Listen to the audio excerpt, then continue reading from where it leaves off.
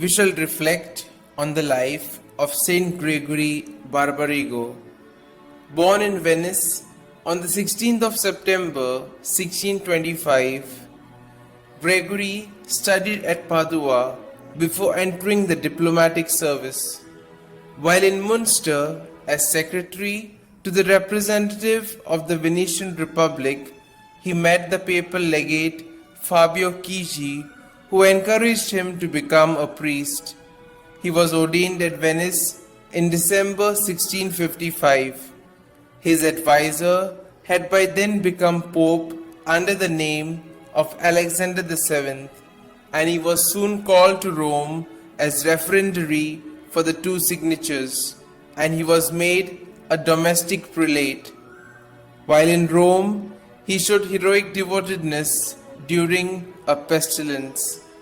In 1658, having been consecrated as Bishop of Bergamo, he entered the city carrying with him the Acta Ecclesiae Mediolanis, which shows that he intended following the example of St. Charles Borromeo. In the year 1660, he was created cardinal and recalled to Rome, and in the year 1664, nominated Bishop of Padua, where he died on the 18th of June 1697. His wish to emulate Borromeo was not a passing whim. The pains he took to fulfill his duties as pastor of souls in his two dioceses is almost unsurpassed. When he took charge of his diocese, it was badly neglected. The university of the town had fallen into decadence.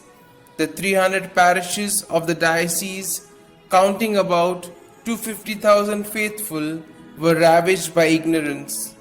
The good bishop set his clergy an example and undertook to teach catechism to the villagers.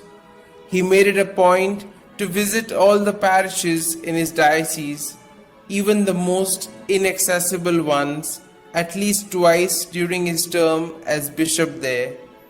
And besides the fatigue of these journeys, he imposed upon himself severe penances, fasting, sacrifices, and prayers for the good of his flock. He realized above all the need of forming a learned and zealous clergy in order that his diocese might not relapse into the spiritual distress in which he found it. His main concern thus was the seminary. There were only 30 students when he arrived, housed in a small, dilapidated building, as they had no special classes. 6 years later, he transferred it to the former monastery of Vanzo, where he was able to gather 100 students, recruiting them himself during his pastoral visits. He proved a great restorer of studies, fostering the study of Latin and Greek and attaching great importance to rhetoric as a preparation to preaching. Aristotle was read and explained in Greek. Backed with commentaries from Coimbra, he taught the sciences as well as morals and rhetoric. He even restored the university, and within a short span of time, the number of schools doubled and the number of teachers rose fivefold. He thought he could never do enough for the formation and instruction of the clergy.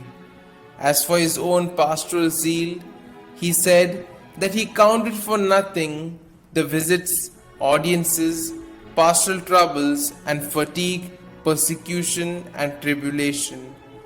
What would break his heart was to see souls redeemed by the precious blood of Christ falling into hell without being able to bring up a remedy.